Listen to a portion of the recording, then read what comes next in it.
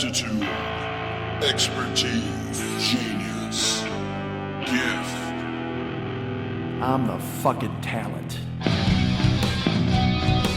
Hey, what's happening, Mike Schmidt, 40-Year-Old Boy Podcast. Remember fun? Wasn't fun? That was the best. Remember comedy and laughs? Oh, remember you could just go ahead and sit back and go, oh, here's some dumb shit I did this week, and everybody go, oh, ho, ho, look at Mike and his antics. Don't we love Mike's antics? We do. We've loved him for 12 years. We've tuned in to hear his antics go to and fro as he tiptoes through the garden of life and tries not to get besieged by poison ivy or a renegade wasp. And they're out there, the renegade wasps. They're now calling them Karens and Chads, but the renegade wasps are still out there, ladies and gentlemen. The white Anglo-Saxon Protestants. Although I think they're going to change the E to evangelical, because they're the ones fucking everything up, right? The white evangelical Saxon Protestants. Anglo-Saxon? Well, Anglo-Saxon means white, I suppose, but it's already white. Wait, white well, hold on. Anglo-Saxon I always thought was white. But you know what? You know who I'm worried about? The white John Saxon Protestant. Oh, I'll tell you what. He'll stare down a fucking Bruce Lee and think that he's going to team up with him, and then all of a sudden he might backstab him, but then he teams up with him, and then he dies. It's a terrible thing. Spoiler alert. Perhaps he will have his daughter running rampant on Elm Street, trying to save people from the Dream Warriors. Well, no, she wasn't saving people from the Dream Warriors. She was in charge of the Dream Warriors. She was the chief. Let's talk about Nightmare on Elm Street 3 for just a second. Heather Langenkamp, of course, is Nancy, and she's tormented in her youth by dreams and terrible monsters and the vision of a ghoulish janitor who molested girls and then burned them and had a knife hand and whatever the fuck. Fine. All right. That's terrible. And then her boyfriend's Johnny Depp and he gets eaten by a bed. And then there's a volcano of blood vomits forth and her drunk mom gets pulled in and the worst Photoshop ever gets pulled in the door at the end of the thing. So it leaves it vague at the end of one. We don't know what the fuck happened, right? But you know what happened? Nancy, who had been chugging coffee and doing her best to stay alive and had to go had a sleep test where she was like freaked out and she brought his hat out of the dream, which didn't make news. Nobody reported that at all. Nobody's like, holy fuck, this woman brought a hat in from the dream world and it belongs to molesting janitor from years ago. How did that happen? But they bury this. They put it under the rug. They make sure that nobody knows about it. Fine. All right. And I get that because you don't want anybody to know, right? You don't want anybody to know that your town murdered a janitor because he was a molester and you threw him in a flame pit or whatever the fuck. And then all of a sudden he's terrorizing all your offspring later. And because that's got to be a wake up call, right? That's got to be a revelatory circumstance when you stare in the mirror in the morning and you go, holy fuck, we killed a guy. And we were justified, probably. Not really. You're never really supposed to kill anybody, but fuck him. He was a molester. But now he's killing our kids, and we don't know what to do about it because he lives in the dream world. But then you realize Nancy's the vessel who can go into the dream world and get him. She pulls out the hat, and you still bury the fucking thing. God damn it. What's wrong with you people? So you had your chance then to ice Freddy. Instead, you leave him alive for 9 more movies. But whatever the fuck. Here's the thing. Nancy in the first movie, let's talk about this. Nancy goes into the dream world, pulls out a hat, comes back, and she's like, ho, ho, Freddy. And everybody's like, no, brutal. And then they don't believe her, and then she has a showdown, and then there's marshmallow stairs, and everything's crazy. And then that's that. And in the second movie, Freddy's gay and a bunch of gay people are getting roped and whipped, which is weird. But then you come back for Nightmare on Elm Street 3, which is, of course, the Dream Warriors. And there's Taryn, and then there's the Harry Potter-looking motherfucker, and all these dudes who want to fight Freddy because he's come back to kill them again, because I guess their parents also killed him. I don't recall. I remember loving Nightmare on Elm Street 3, and I will tell you, it is the best of the series for me. Even better than Nightmare on Elm Street 1? Yes, it is. Even though Nightmare on Elm Street 1, Freddy's scarier. He's never more scary than he is in Nightmare on Elm Street 1 in the alley with the long fucking arms. Tina. Fuck. Whoa, I almost spilled water. That would have sucked if I spilled water all over the place. Nobody wants to spill water during a podcast. That would be sobering. All right, so he's never been scarier than he is in Nightmare on Elm Street 1, right? So then in Nightmare on Elm Street 3, he's still around, and he's going after these new kids for whatever the fuck reason. And then they all go, well, let's put these kids in a hospital. That's what we should do. These kids are spooked. And everybody's like, well, don't you remember when Nancy pulled a hat out a couple of years ago? And everybody's like, fuck that. Nobody believes Nancy. Well, but there was actually a hat. There was a physical hat.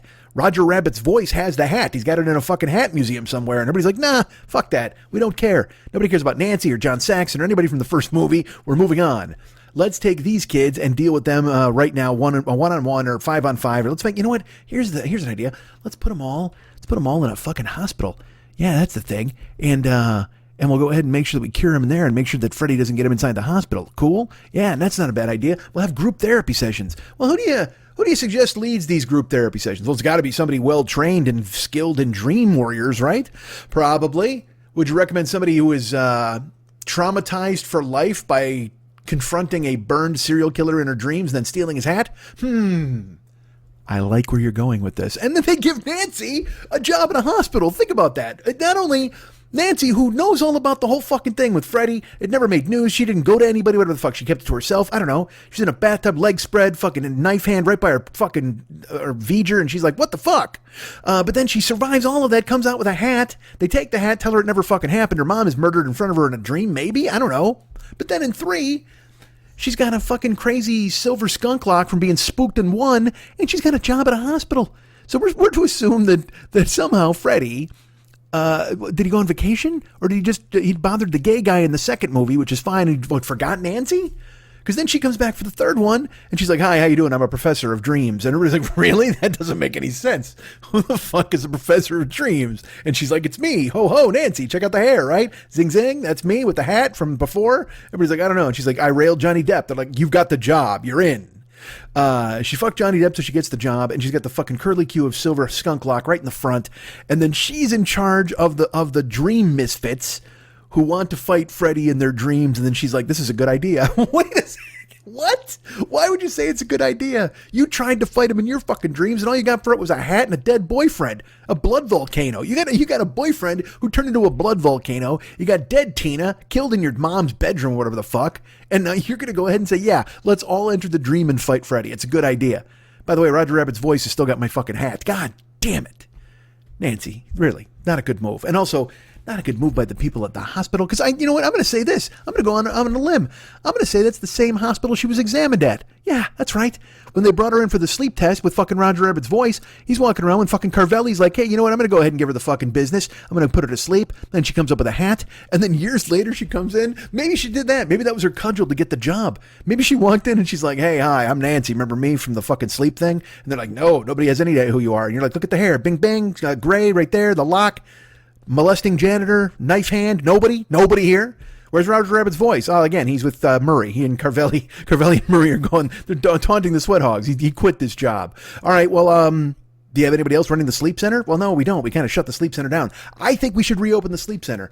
Nancy, what makes you think we should reopen the sleep center? Well, because if you don't, I'll tell everybody that I was in here for a weird test and I pulled a fucking hat out of the dreamland, and then you guys never told anybody about it, and fucking Roger Rabbit's hat beat feet with the fucking hat, and I can't fucking tell anybody what the fuck is going on.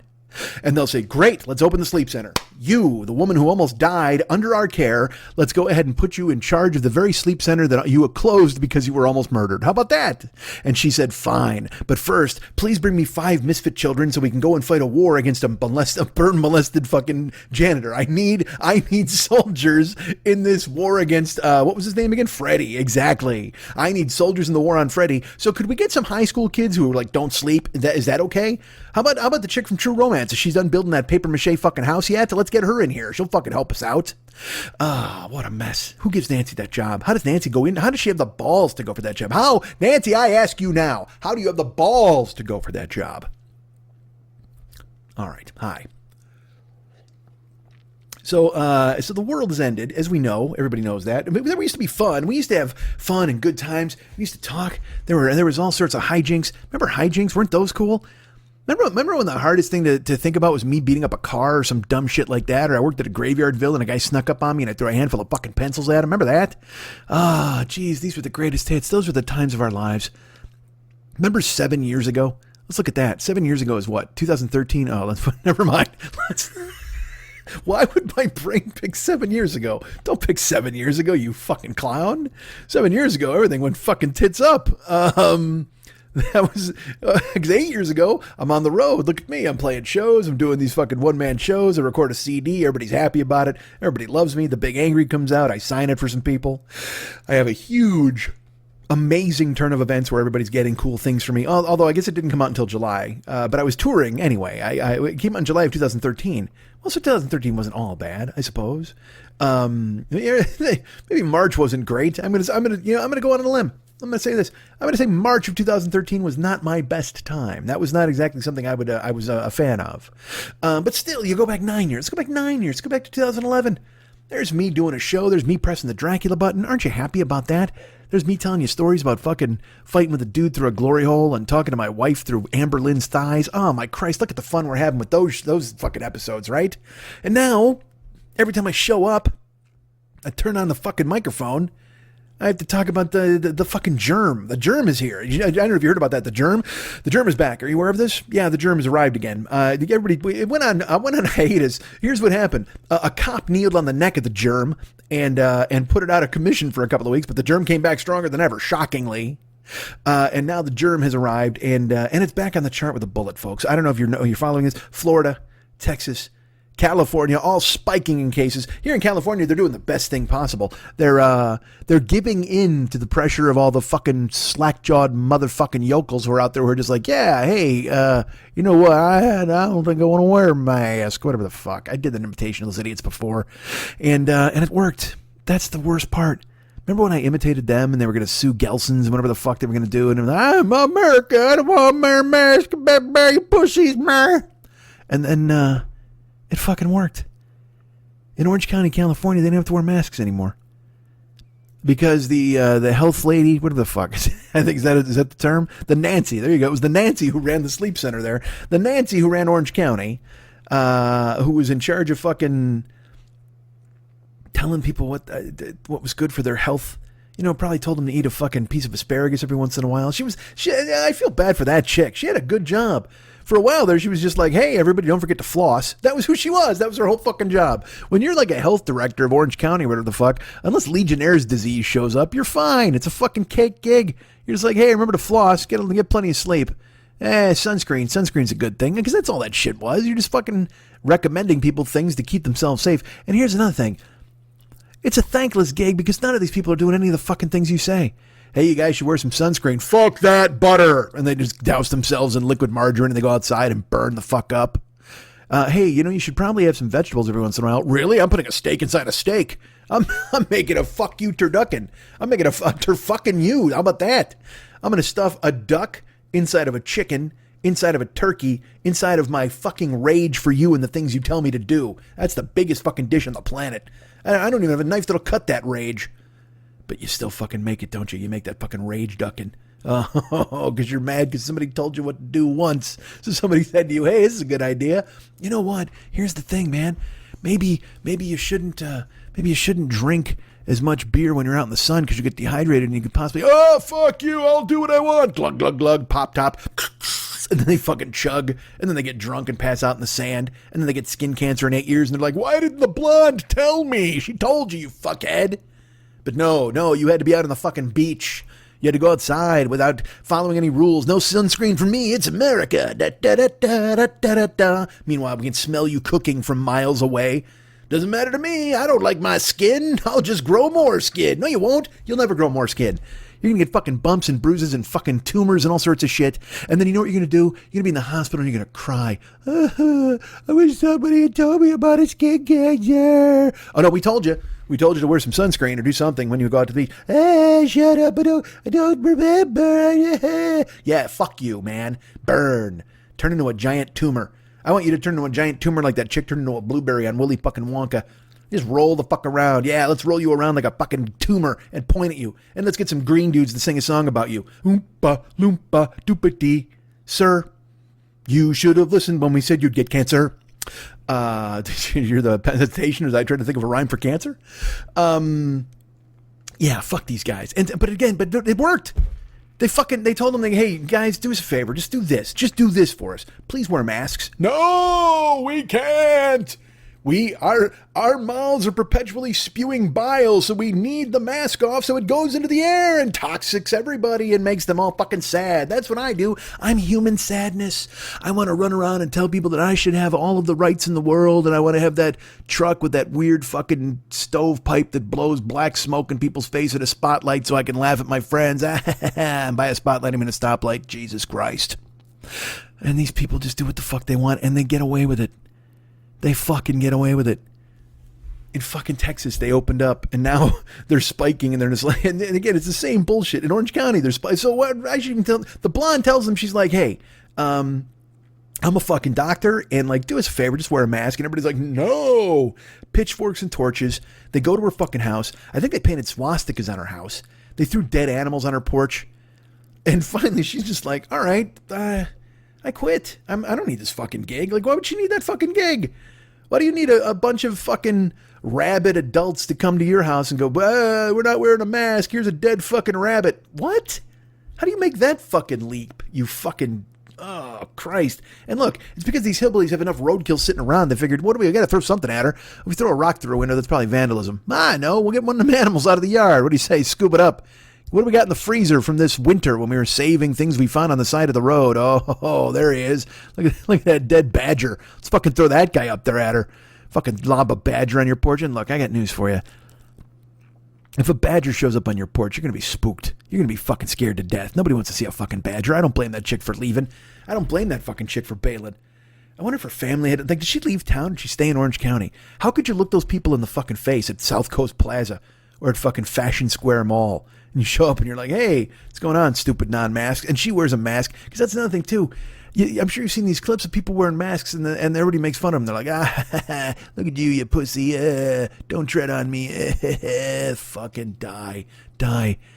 Inhale that spiky germ and let it cling to your fucking lungs like the burrs you would find on your socks when you ran through tall fucking grass.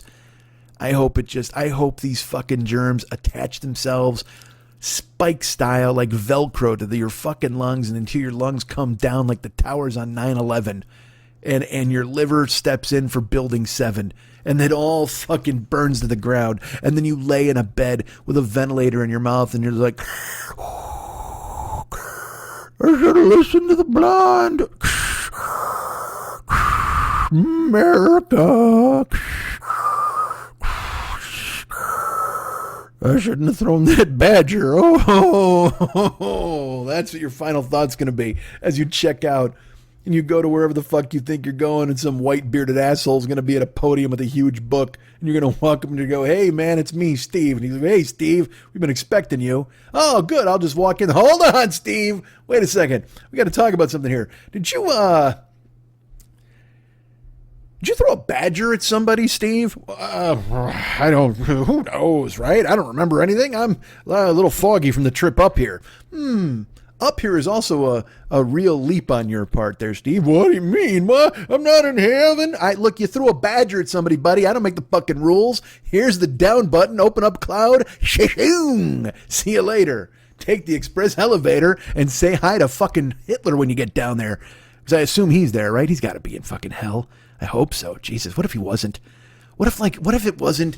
What if Hitler, I mean, he had to think even when he was doing all of his dumb shit that he was going to hell, right? And then all of a sudden he wakes up and he's in heaven and everybody's like, what the fuck are you doing here? He's like nice to a cat once or whatever. Or that, because there's also that bullshit rule you guys have with the fucking, with your comic book where it's like, hey, if you accept the Lord on your deathbed, then everything's okay. And you ask for forgiveness and everything's fine. And it's like, all right. So we don't know what fucking Hitler did in the bunker. He's in there with fucking Eva Braun's panties on his face and she's got a gun going, all right, we got to check out of here. And he's like, hold on a second. We got to make one more phone call. Ding, ding, ding. Hello, Jesus. I'm sorry. All right. Load it up, honey. Let's go. Bang, bang. Do. Let's go to heaven and talk to Thomas Jefferson. Because that's what Hitler wanted to do. He demanded, right when he got into heaven, he demanded to speak to Thomas Jefferson. And Thomas Jefferson was very busy having sex with more slaves.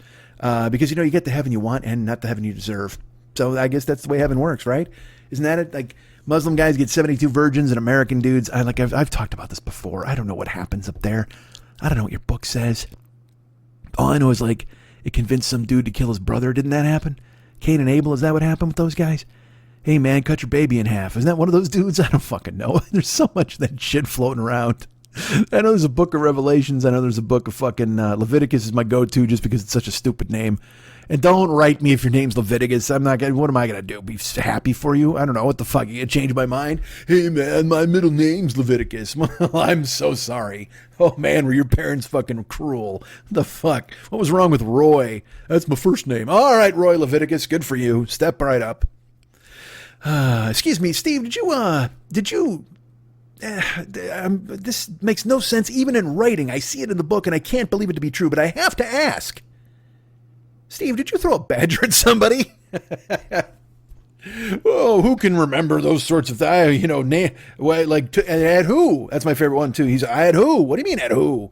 Did you throw multiple badgers, Steve, when you were a youngster, when you were a child, when you were in your body, your soul and your body were still together out there on the fucking plains of the earth before the germ attached itself to you like fucking barnacles on a goddamn boat and sunk you, you motherfucker, because you wouldn't wear a fucking mask at the Gelsons, you fucking hump. Because you went to South Coast Plaza and you had to breathe what? I'm better than everybody else. And you're not the only one, dude. See this long fucking line of people? That's non-mask people. They're all trying to get in. We're all going to the same fucking conversation. Yeah, hi, did you happen to spit at somebody at a Jamba Juice because they asked you to wear a mask? It's interesting you would ask that. I don't recall exactly. I mean, I may have expectorated a little bit while I was arguing about the banana smoothie I had ordered, but I was, because, you've been to Jamba Juice, of course, Moses, or wherever the fuck you are, and when they make you that big, you order a large, right? And then they dump it in a large cup, and there's extra in the pitcher, and you just want that extra. You want that extra from the Jamba Juice guy. So I might have said, hey, give me that extra, you fucking jagoff, and then I might have maybe spit flies out to you. Do me a favor, you Noah, who the fuck you are, try to say fucking jagoff and not have spit fly into the person who's working there's face. And also, let me say this in my defense. Please, Judas, or whoever the fuck you are, let me say this in my defense. Yes, I may have called them a fucking jagoff, and yes, spit may have flown out of my mouth into their face because they would not give me the extra runoff in a better cup so I could enjoy all of my fucking berry tomahawk or whatever the fuck they serve. But here's the thing. They were wearing a mask. Oh, well, doesn't that validate me in some way? Doesn't that mean, because that means, if I spit on them and they were wearing a mask, see, they went ahead and wore the stupid mask. So that's fine then, right? So then I can just spit on them with impunity. I can just spit in their face because their mask is doing all the heavy lifting in this exchange. And I just wanted the runoff of my Coco Maloco or whatever the fuck it is. I don't know. So let me ask you this, and I mean this, Peter or Paul or whoever the fuck you are. Doesn't them having a mask mitigate me not having a mask? I mean, certainly two masks don't make a right, but their mask blocked off the spit, whatever came fluent out and flying out of my mouth, right? Yes? Haha, button down, cloud opens, zoom, down into hell, and you get to say hi to fucking Steve Jobs. Good for you, man. Haha. Steve Jobs, by the way, he's not in hell. He's just down there helping them get the Wi-Fi set up. That's how good a guy he was. That's how good a guy Steve fucking Jobs was. He's willing to go to hell to help set up the Wi-Fi and get all the Apple set up. Although I will tell you this. Yes, they use apples in hell. I know you don't, you're like, what? You would think it would be some sort of Windows like 3 or something. No. They do use Macs in hell. However, it's those fruit flavored Macs. Remember those fucking things? What the fuck were those things called? The like purple and green and whatever the fuck. That's the computers you have to use in hell. That it looks like a fucking space helmet with a tiny screen and a blue background and a green fucking case. What the fuck? That's the computer system in fucking hell, man. Exactly. Absolutely. Unequivocally. And Jobs is down there hooking it up because, again, he's a benevolent cat. He's going to take care of people and make sure things are okay for them. That's what he does. Remember when you could just go outside and everything was okay? Wasn't that good? Wasn't that something you loved? Remember when not everybody had to come and talk to you about serious things? Especially unserious fucking people? Look, I like Sarah Paulson as much as the next guy. She's fucking fantastic. She was great. I've liked her since Deadwood. How about that? She does great work. She's in the American Horror Story. She was the perfect Marcia Clark in that fucking OJ short series, whatever the fuck, mini-series, whatever you want to call it. But I don't need a black and white video of her being sad about racism. I don't, it doesn't do anything for me. And then Aaron Paul's in it. And I will say this is an indictment of me more than anything else. I watched like the first, whatever. All right, I'll be honest. I watched the whole thing with the sound down first because I couldn't. I could not listen to them. And then also Sarah Paulson opens up her mouth and she talks, in the beginning, which is fine. Good for her. And then Aaron Paul second. But Aaron Paul, every single one of those motherfuckers in that video. If you haven't seen the video, I'll just tell you what it is. There's a video where there's a lot of white celebrities taking responsibility for racism. And I got to be honest, I thought it went back way further than that. But no, it lands directly at the feet of the guy from Breaking Bad and the woman from Deadwood. and they're on it. They're taking care of it. They made a video. So I thought I ended it with a podcast 2 weeks ago. Well, these motherfuckers stepped up and ended up with a goddamn 2-minute video. I wasted my time with a 2-hour podcast.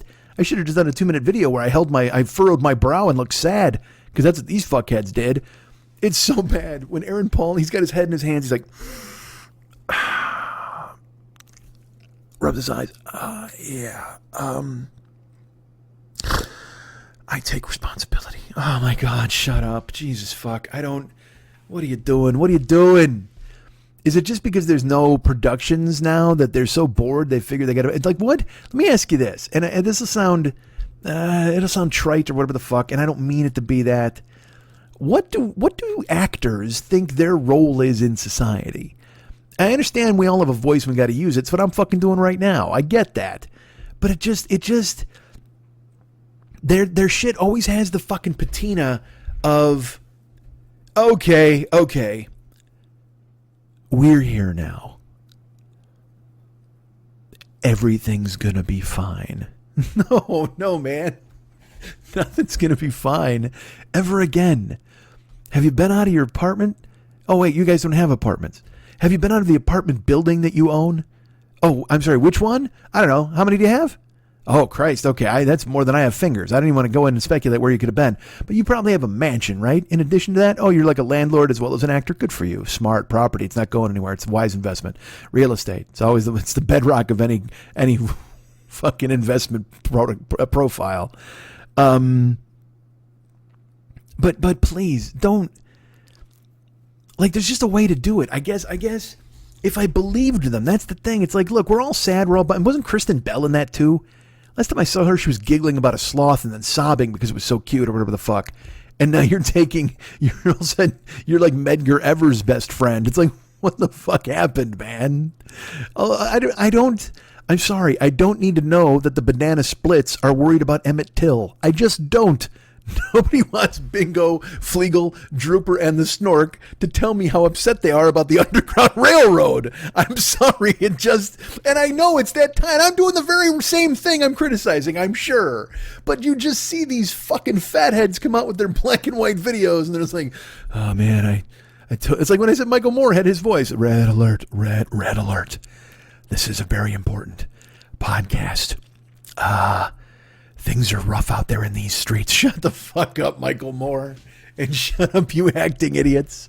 And look, I'm not saying like their voice is unworthy, okay? It's the approach. You can support. I mean, I have comedian friends. There's a woman I know named Eliza Skinner. She's fucking amazing. And every day she posts something on Instagram. She makes a video. She shares black artists. She does. That's great. That's what you should be doing. You should be amplifying voices. Not coming in again and again. If they had all done that video in a different way, that's all. I'm just asking that. But all of them, it looked like they were reading fucking Stanley Tucci. You can see his eyes moving. He's reading a card. He's reading a fucking script. You can't speak from the heart on this matter. If you can't speak from the heart on this matter, how the fuck am I going to trust you in any instance, any consequence, any situation where we need somebody to actually step up or say something? And look, the last fucking thing I'm going to do is ask Stanley Tucci. Not lying. 9 days ago, he's making a fucking Negroni. And now I'm going to hear him talk about how he feels about racism. Jesus fuck, man. I just don't. You're the guy from Big Night, man. Well, go make a roast, I guess. I don't fuck. I've never seen Big Night. Did they make a roast? I don't know. I've heard great things. I've never seen Tampopo, which is another one I've heard is really good. All these food-based movies. People are like, you got to see these movies. I'm like, hey, man, I do enough eating fucking food. I don't need to watch a movie about food. Fuck, man. But then these people put out these fucking videos, and you just stare at them because I don't know. And here's the fucking weirdest thing, dude. This video, tone deaf. I mean, completely tone deaf. Whatever the fuck. And it's like, and you know, it's about fucking systemic racism and 400 years of oppression, and these fucking, and also then you went black and white on the video. We get it. It's a little on the nose. Don't you think it's a little on the nose to go black and white? Don't you think? Don't you think we get it? Black, white. We see what you're doing there with the race relations. Got it. But then didn't you learn anything from? What was it, 2 months ago that the people did the fucking video and they sang Imagine because we all had the germ keeping us in our house, and they stepped up and they're like, you know what these people need? I'm going to sneeze. Don't be scared, homies. One of our own is branching out. Stay tuned. Oh, Jesus. Okay. Wow. Sorry about that. I don't mean to sneeze, but something happens. Perhaps the germ is here. Maybe that's it. Oh my God, maybe I'm getting too close. Am I getting too close in the conspiracy theory? I could be. Holy macaroni. I could be the guy fucking getting it done. Just 2 months ago, they had that video of those people singing Imagine because they worried we were sad because of the germ. So Wonder Woman's like, hey, let's do a song. You know me, Wonder Woman with the bracelets and the fucking hula hoop and the goddamn the Wonder Jet, whatever the fuck, the invisible rope. I got all those things. And you know what people want to hear from me? A Beatles classic. Oh yes. So they come out and they do that fucking video, and everybody's like, boo. Not even a joke. There's video of people throwing tomatoes at their computers. They're like so mad at these fucking celebrities. They're like, what are you doing, you tone-deaf fucks? You live in palatial estates. The germ is never coming there. You literally have a germ guard outside. Your house, the foliage and gardening and landscaping and all your fucking the flowers, everything you have, the topiary around your house is so thick the germ couldn't possibly squeeze through, even as small as it is. The germ, which is like 1/58th the size of a quisp. It's going to float through your goddamn bushes. No, it's not. It's going to be squeezed away. And it goes to the poor. The poor who don't have any bushes or hedges. I don't have any hedges. Fuck that. I don't even have any Robert Hedges. That's how poor I am. I watch Welcome Back, Kotter. There's no Epstein. He's not even in it. They're like, you're too poor to have hedges. Can't have it, buddy. But then you fucks, you live in your fucking tower, your space station, where the fuck they keep all you people cryogenically frozen before your publicity tours to tell me more about Wonder Woman and the island of fucking chicks. And it's like, all right, yay, okay, you're gonna do a song, woohoo. Imagine there's no germ living in your lungs. My movie comes out in a month. Imagine they're the people living in poor houses like you, not me, 'cause I'm so poor. They say I'm a dreamer, but not anymore, 'cause my dreams came true. Yours did not. You're poor again, and you're going to die from the germ, but I live in a giant house, and it's fucking awesome. They say my house is awesome. I hope one day you'll join us, but you'll have to get through 15 bodyguards. Never happening. I'm never going to Wonder Woman's fucking house. And yet she sang a song to tell me that I would or whatever the fuck. It's like, I'm fine. But it was bullshit. And we knew it was bullshit. This was 2 months ago, right? Well, how fucking tone deaf do you have to be for these other idiots to go, you know what we got to do? Let's stop racism in the 2-minute video. Let's fucking do that. Who's with me? You with me, Breaking Bad? Absolutely. I'm with you, Deadwood. Who else is with me? Anybody else? Kristen Bell? You, Sloth lover. You, the chick who married the guy from fucking, what was that fucking pranked show? I don't know what the fuck it was called. That's who he is, right? Dak Shepard. That's what he's from. Now, look, he's gone to be in movies and all sorts of other things like that, but he originally was tricking people into eating spaghetti when they ordered mastacholi, right? Wasn't that his job? Isn't that how he debuted in show business? And again, I shouldn't fucking talk. I'm recording a show in my living room. I fucking get it. But at the same time, that dude's entry into the world of fucking show business was, hey, look, there's something on your shirt. And you look down and he flips your nose. Bloop! That's him. That's the guy. He got that job because of that. That's the dude. That guy's got a career. He's rich beyond fucking belief, and he bangs Kristen Bell every night because 15 years ago he would sneak under people's fucking tables in a public library and tie their shoelaces together and then pull the fire alarm. That's the fuck Dak Shepard is. That's his whole fucking career. But then look, and I even kind of like him. He's interesting and funny. He's a Conan. He's funny. I don't mind him. Is he in the video? I didn't tell, because that's another thing I got to tell you, man. I watch it, and there's Wonder Woman and fucking Aaron Paul and Kristen Bell, I think, is in it. And I could be just transposing. Kristen Bell might have done something else. You know what I mean? Because somebody else, she put out a video too this week. Somebody, like, it's just, stop. Fucking stop. It makes you appreciate, like, fucking Leonardo DiCaprio and Brad Pitt. Have you seen Clooney lately? No. Because Clooney's not going to come out and be like, hey, I mean, because Clooney knows he owns Italian villas. Not only that, he owns Italy. That motherfucker owns the half of Italy that didn't get sick. Because again, he's got the topiary to keep the fucking germ out. But he's smart enough to not come out in one of these videos. These people always exist in this netherworld of, you know them and they're famous, but then maybe some of them you don't. Because I got to be honest with you, I remember fucking Aaron Paul and I remember Sarah Paulson. And then it just started to prey to people I didn't have any fucking idea who they were. I'm like, oh, maybe that's a guy. Is that one of the girls from Insecure, a show I've never seen? Hey, maybe that's somebody from, I don't know, what's that Tech Bro show on HBO? I don't know. I heard it's funny. And I watched one episode. It's with the one with the Kumail or whatever the fuck.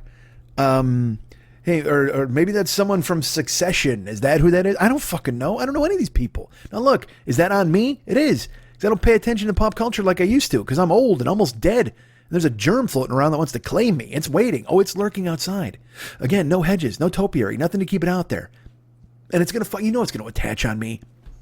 It's going to do, like, when I was a kid, there was a game you would play. You would have, like, a felt target, and then you would get these ping pong balls that had Velcro on them, and you would try to throw it at the felt target and get it to stick. Well, that felt target is my lungs, and the ping pong ball with Velcro is the germ, and it's coming for me. I know it is. It's just going to lob itself at me. I've left the house. I've gone, because I will tell you, our good friend Blake, a listener, contacted me after last week's show, and he's like, hey, Mike, we got to go to a rally. Let's go to a fucking Black Lives Matter rally. Let's do this. And I want to. I'm with him. I haven't written him back yet. I'm a genius. It's been a week. But it's amazing that he wants to do that, and I want to do that, and I've considered doing it, and I've thought about doing it, and I just, again, it just seems like a dumb way to die. Not really. If you're fighting for a cause, I suppose, then you're Patrick Henry, whoever the fuck. You're giving me liberty, you're giving me death. I'll take them both. Whatever. I'll take a side helping of both of those, please. And I'm not ruling it out. Because I will tell you, I drove yesterday. I was driving, and not even a half mile from my house, there was a rally. And people were out there, and we fucking honked like motherfuckers, and they're cheering and yelling. And I turned to go to the grocery store, and then I went, fuck this, go back. And I went back. There was nowhere to park, but I pulled over. And I rolled the window down, and that's got to be scary as hell for these fucking people. They're holding Black Lives Matter signs. They're all wearing masks. It was like 200 people. It was great. And I pulled over, and there was two people on the curb that bothered to make eye contact because everybody else was just like, "What the fuck is this guy doing?" And I rolled my window down, and I go, "Hi." I go, "There's nowhere to park, but do you guys need a case of water?" And they were like, "Oh, I don't know, maybe, yeah, we could use a case of water." So then I reached down and I popped my trunk to get out and give them the water. And in the time it took me to pop my trunk, somebody went, no, we're good. We've got like 8 cases of water. We're totally fine. Thank you.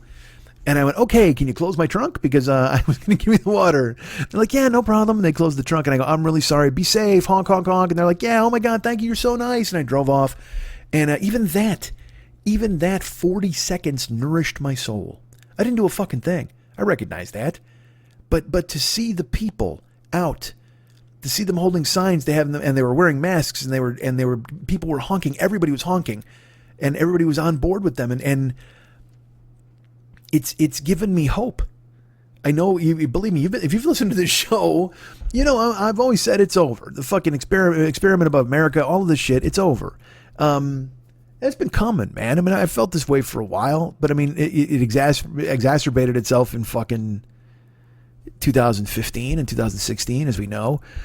My life kind of crashed and burned around then too, which didn't help. And then fuckhead showed up. Fucking President Fuckneck ruined everything, and it was just like, oh, God damn it, And since then, it's just been one horrible fucking ordeal after another. Just one more. This is terrible, and that's happening, and then the germ, and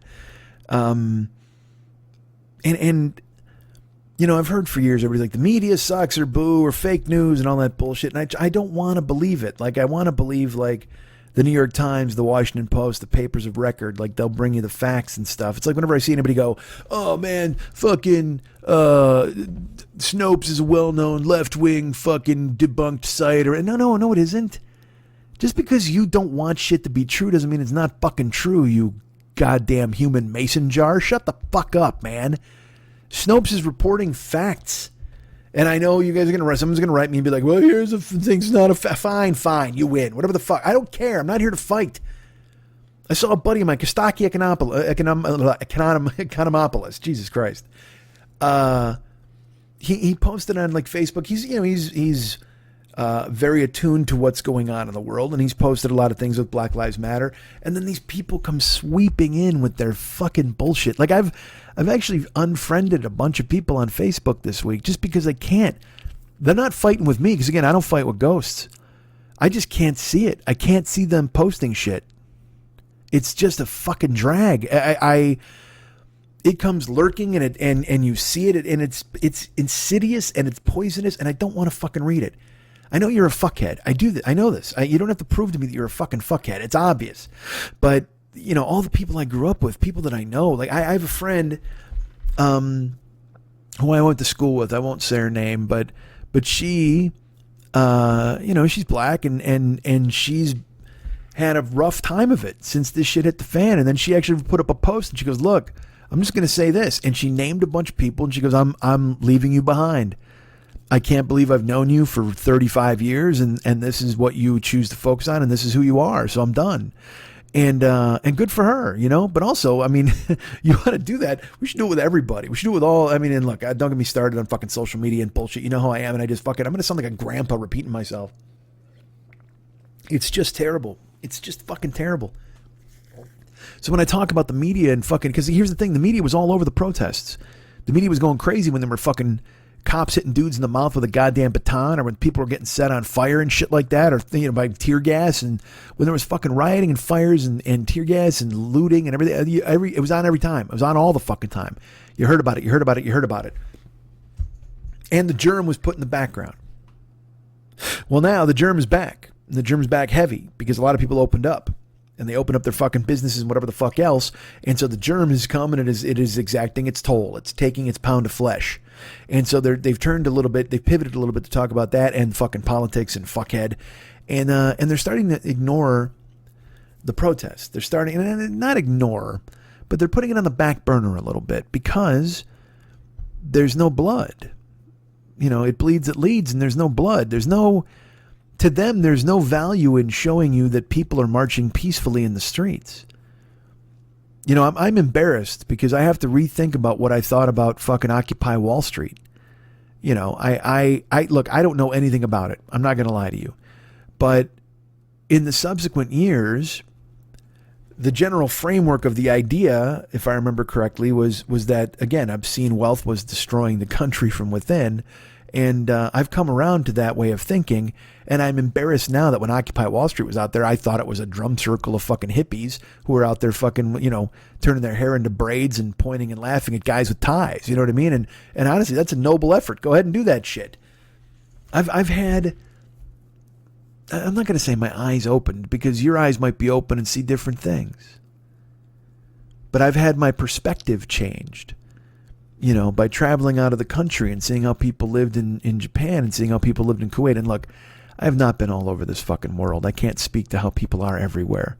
But in the places I went, I know it was very different from here. Canada, even Canada. You know, it was very different from being in America. In America, there's a very palpable sense of winners and losers. There's a very palpable sense of, hey man, you got to fucking do this. If you don't, you're a fucking loser. Hey man, you got to pick yourself up by your bootstraps. Hey, you got to fucking do this and do that. And that shit is just fucking wrong, man. You know, I talked about this, and again, I I was planning on putting up an old show today because I just have to think that this is, you know, third verse, same as the first. I mean, I've done this show, it seems, for the past 2 months. 2, 3, well, fuck, it's June now? Fucking June. I've done this show since fucking the beginning of March. So March, April, May, you know, we're 3.5 months into these quarantine shows, and I'm fucking, you know, I'm mad. I try to be funny, whatever the fuck, but I also think that they are, you know, I always put myself through a ringer thinking, well, people don't want to hear me bitch about the same shit over and over. And then I get people who write me and they're like, no, man, you got to keep fucking talking. We like hearing your perspective on it. We want to hear what you got to say. We want to hear this. And people are very cool, and I appreciate it very much. But I'm also not going to pretend that I wouldn't rather be talking about other dumb things. I'd rather be talking about a movie that I loved or a movie that I hated. Or I'd rather be talking about fucking anything that means anything in this world other than, you know, fucking the president and his attack on transgenders now and his fucking rallies coming back on Juneteenth. And it's like, what the fuck, man? These trolling cocksuckers. And I'd love to be talking about real changes happening. And there are some real changes happening. So I had hope, you know, I had hope. But now that I see people, the media is not covering it like they did, not as intensely as they did, even though people are out and they're rallying and they're marching, and I don't want to see this fucking die in the crib. I just don't. I felt a week ago that there was real change happening, that people were, when Minnesota said that they were going to abolish the police force in Minneapolis, when people started to get the defund the police, and that started to really catch on, and people started to really listen to it, and I had, I always joke that I have, a scintilla of a fingernail of a whisper in show business. Well, I had a scintilla of a fingernail of a whisper of hope that this was going to work. But then when I sit and I think about it, and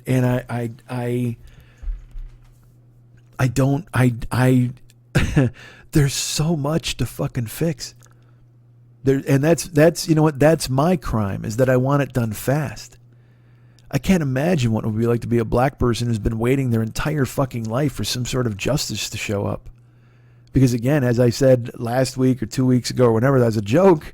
But not really a joke, but I recognize my fucking privilege in the statement. I'm exhausted. I'm exhausted seeing fucking cops beat people up. I'm exhausted in seeing people being fucking dismissed and trolled, and it's Jesus Christ. I don't know. Look, hey black guys, hey black ladies, I don't know how the fuck you went through this. I don't have any. I just don't, and I don't know. It's that dumb thing where you're just like, I take responsibility. What if I did that? God damn it. And that's the thing, is there's bad actors out there who try to get involved on either side and try to fucking, because again, there's people that I thought, I was like, there's that dude Sean King. Like, I thought Sean King was doing good things.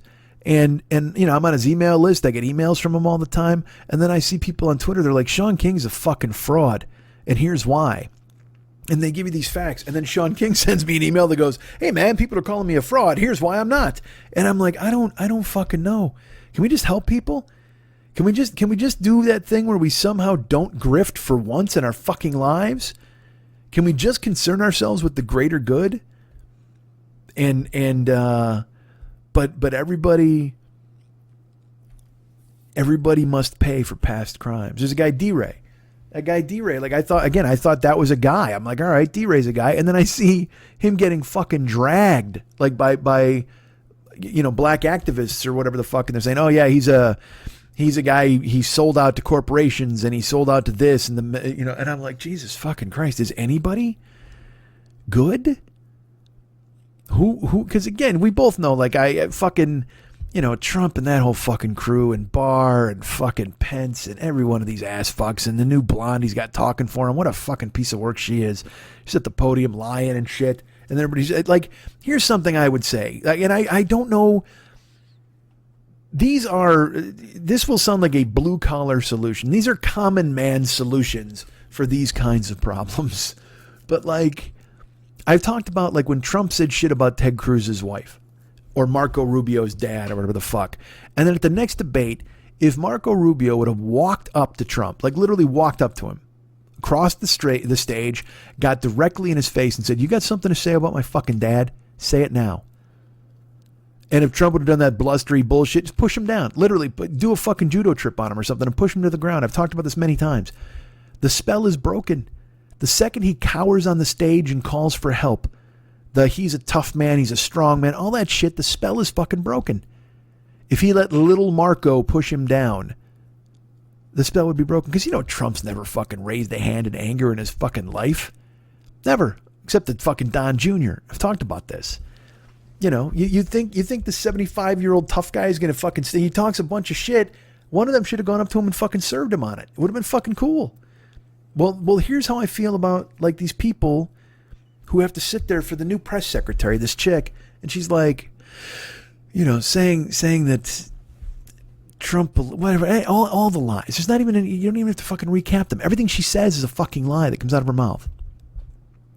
If the reporter's there And because I see people all the time, they're like, oh no, it's the fifth estate, and they have to treat it like it's even though she's lying, we know she is, because they'll even say stuff like, Kayleigh McEnany said that the president was struggling with finding, they always find some euphemism for lied, or Kayleigh McEnany lied. You know what I mean? They won't ever say she lied. They'll be like, well, she certainly took some liberties, but she definitely got across the president's. Dude, none of this bullshit. Quit qualifying these assholes, man. And like I said, I don't know if these are just real world solutions or common man solutions or poor man solutions, but with all the reporters there, the second she fucking starts her bullshit and she lies, they should laugh. All of them should just fucking laugh at everything she fucking says. Because she would Tracy Flick the fuck out. She would just be like, oh, I guess, well, you think this is funny. Is this professional? And just fucking laugh at her again and just go, oh man, you're fucking lying. We know you're lying. So why shouldn't we laugh at you because you're a fucking joke? You're here spinning lies and telling us bullshit for no fucking good reason to protect that fucking hump because he came down here and he was stupid. He doesn't want to be stupid anymore. So he sends you here to be stupid in his stead. You're just a stupid surrogate. That's all you are. And we recognize that. So we laugh at you because this is a fucking comedy show. It might as well be stand up. And she's up there telling her lies and doing her bullshit. And then that fucking, she rolls her eyes like she's better than the reporters. And she gives them shit. Like, if you people bothered to report the truth. Fuck off, man. Fuck off. Fuck you, fuck him, fuck them. Fuck everybody. And you know what? Fuck reporters too, because they won't fucking call them on this bullshit. And this is why when you see riots in the fucking streets and you see people are freaking out about the fact that they're not going to give anybody more stimulus money, this is all going to fucking explode, man. There's a fucking fuse that's been lit. There's a fuse that's been fucking lit, and it's going to burn comically to the giant fucking barrel that says TNT on it, and then all of a sudden, by August, someone's going to have a fucking blown up face. Wile E. Coyote's going to get fucked up. Because people are losing their minds seeing nobody pay for their crimes. Seeing these assholes get to do whatever the fuck they want. Whether it's the fucking administration, whether it's fucking Congress people who are selling stocks without telling anybody, whether it's these fuckheads who deny subpoenas and just go, yeah, no, I'm not going to show up. And then they don't fucking do anything about it. Whether it's a fucking clown like Mustache John Bolton, with his gigantic fucking soup strainer on his face, who wouldn't testify at the fucking impeachment trial, but now he's going to write about all of Trump's crimes in a book. Get fucked. You don't get $29.95 for your fucking soul. You had a chance. You were behind the curtain. You could have saved the country then. Mad Dog Mattis, he fucking comes out finally and he's like, hey, Trump's a threat to the country. Oh, you're only fucking 18 months late. Where have you been? You could have said this shit before because we all know it. But they all walk around smelling each other's fucking asses and trying to keep their fucking jobs and cover themselves in fucking glory. And nobody wants to fucking deal with the fact that real people are getting fucked. And yes, I sound like a broken fucking record every week. I know.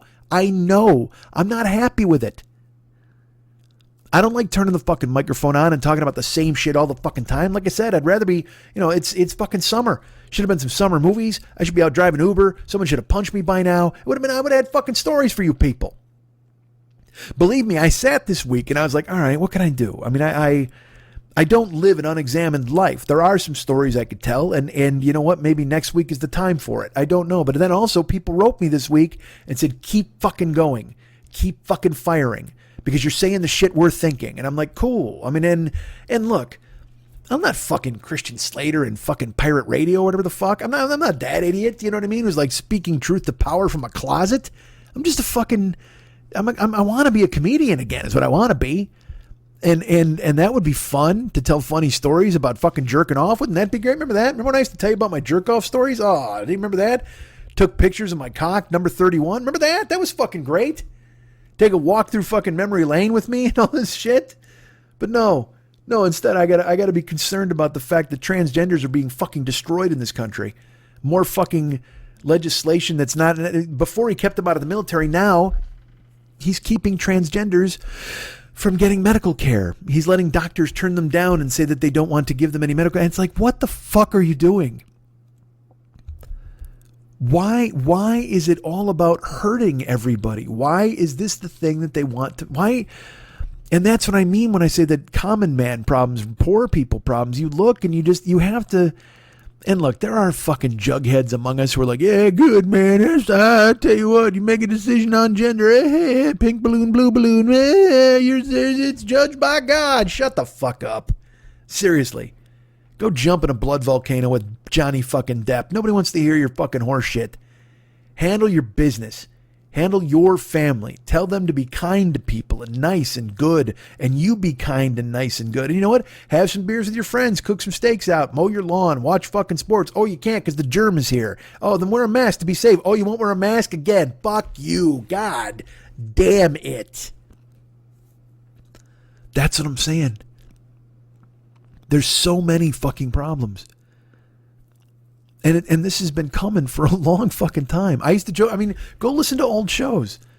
When I talked about when I'd be driving and about the infrastructure in Venice and shit like that, I said I drove in a fucking pothole so deep I killed a shark. And they don't fix the roads. They don't fix the bridges. And this sounds like old-timey Daniel Plainview shit, right? It just sounds like, I tell you what, these young men should go ahead and get some sort of concrete machine and fix the roads and make it safe for everyone. These horse-drawn carriages, someone's going to throw a hoof. Oh, Secretariat, we got to put 2 bullets in you because someone didn't fix the hole in the road. Fuck. I don't know what to do. And that's the thing is it's like I just want to talk about weird chips again. I just want to talk about fucking weird chips. I'm going to tell you this week I had sweet corn Pringles and they tasted just like sweet corn. I'll never buy them again, but they absolutely did what they said on the label. That's what I want to tell you. But it's disingenuous to not talk about the things that are fucking happening. And you know, I try to be truthful with you guys. I want to be as honest as possible with you guys in these instances. And, you know, with the descending of the germ and then the fucking uprising of people who have been held down for far too fucking long, these are things that need attention. They need to have a light shown on them. And when I say that, like, the media is moving away from the protests and things like that, and again, it's that, here's another thing, and this is totally fucking true. People, social media, is a miracle. Okay, it just is. I thought, like I said, when Twitter first started, I made stupid jokes about, who needs to see my lunch? Duh. And now it's a drug. It goes right into my veins. And Twitter to me, I thought I was like, I literally went, when I thought about it, in the beginning, when I really started to kind of dive in on it, I said, this is going to change the world. To be able to have news instantly from anywhere in the fucking planet and you get to choose your sources, that's fucking incredible. We're all going to be so educated. We're all going to be so enlightened. There will not be anything that sneaks past now. Sunshine's the best disinfectant. Well, Twitter was a fucking sun online. That's what I thought.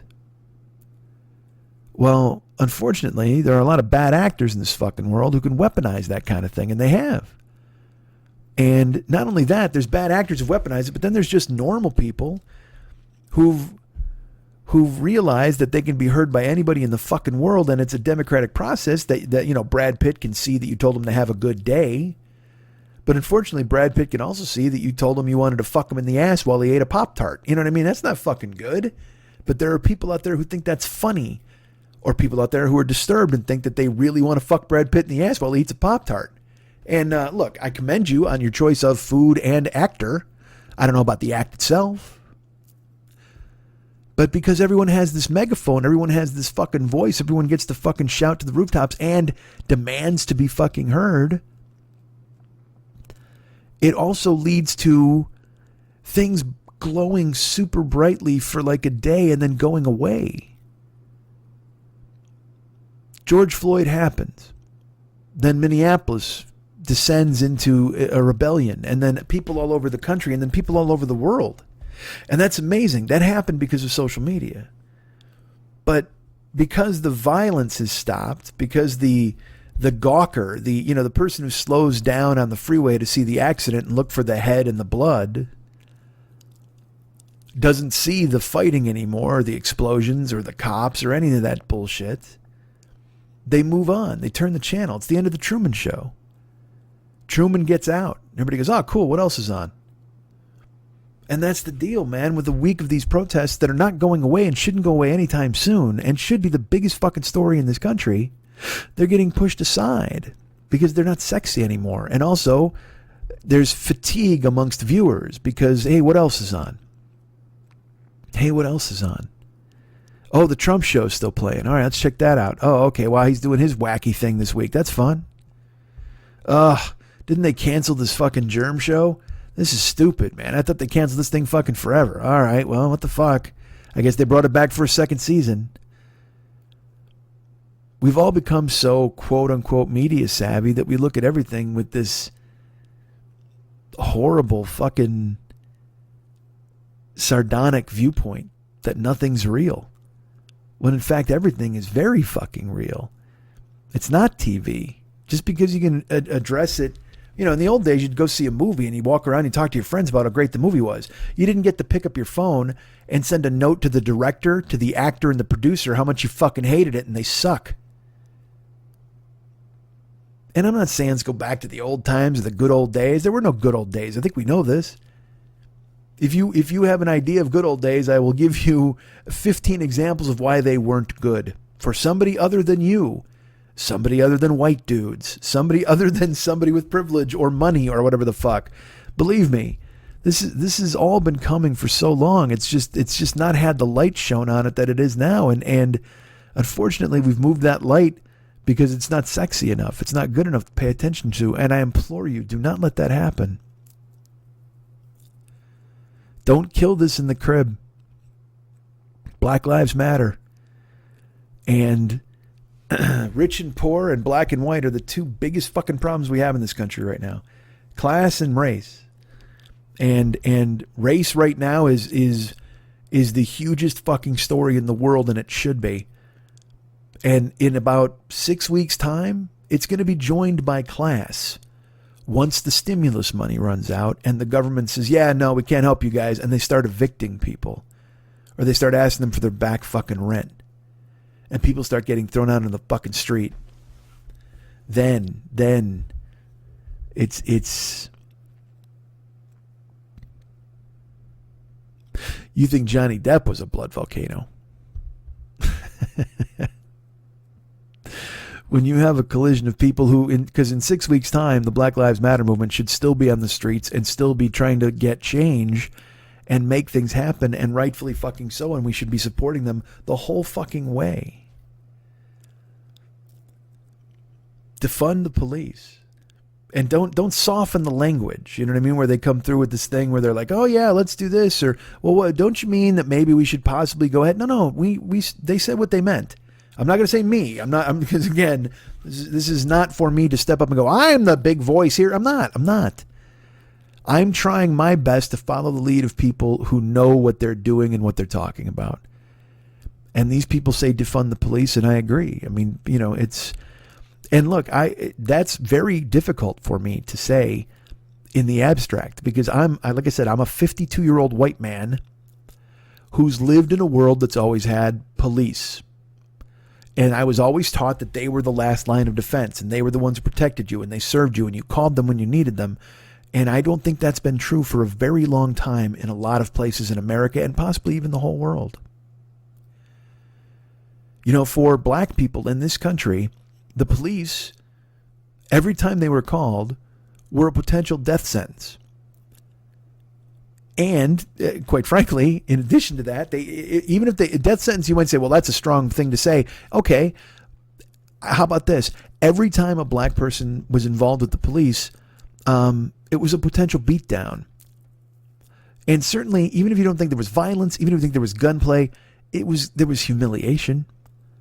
Hey, get out of the car. Where are you from? What's your name? Why are you here? Why are you in this town? Oh, because I'm a fucking man. And I'm driving my car and I'm going home. What the fuck do you care? James Baldwin he said it best. And he said, you know, what do I want? What do black men want? What do black people want? You know what we want? We want what you want. We want to be left alone. And I'm paraphrasing here, but he's like, we just want to fucking mow our lawn or check the mail or fucking, or you know, watch a ball game or whatever. Go eat, go out, go to a movie and not be bothered because of what we are and who we are and what we look like. And that's a sentiment that is so fucking powerful. Something I've never experienced or thought of. I mean, I'm not equating the two. The closest I would come to anything like that is being a fat guy. And again, I control that. I can lose the weight, whatever the fuck. I'm not saying it's anywhere near in the same fucking sport, but what I'm saying is the closest I can get to that is the looks I would get or the comments I would get for being a fat guy. And but I never had to worry about the cops rolling up and putting fucking 2 in the back of my head because I was fat. Unless I was eating all the fucking food at the policeman's ball or whatever the fuck. And that happened often. Okay, look, I can't lie to you guys. I did go to several policeman's balls and I did eat more than my share of food. And they were not happy with me. But again, I'm a white guy. I got away with it. If I'm a black guy, I'm eating all the food at the policeman's ball. We're not having this conversation right now. Also, apparently this is now a conversation.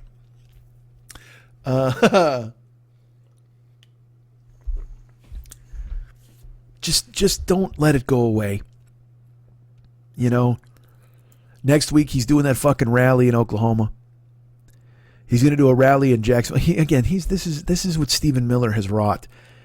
They announced that they're going to not let transgenders get medical care, or they're going to allow medical professionals to deny transgenders medical care, and they announced it in the middle of Pride on the anniversary of the fucking Pulse nightclub shooting.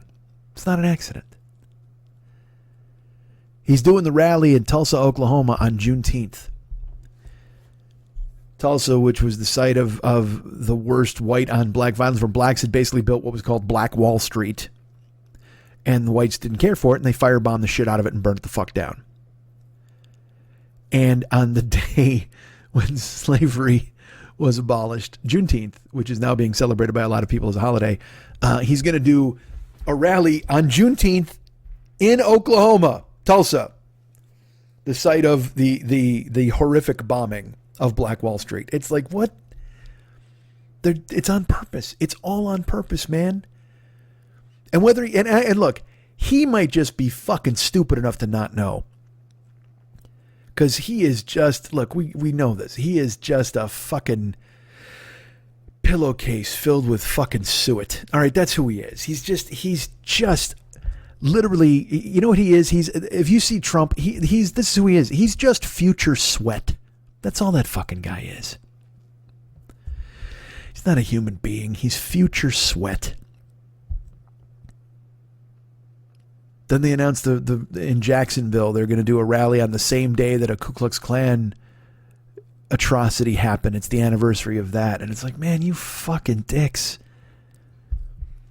They know what, and he keeps talking about law and order and being a strong man, compassion through strength, and I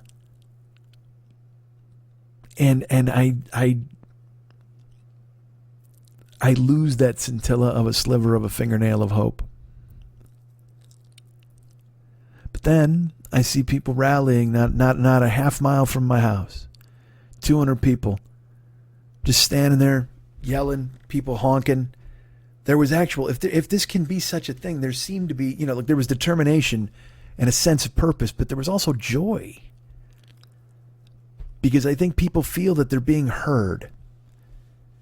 And I don't know how long it's been since black people felt like they were being heard.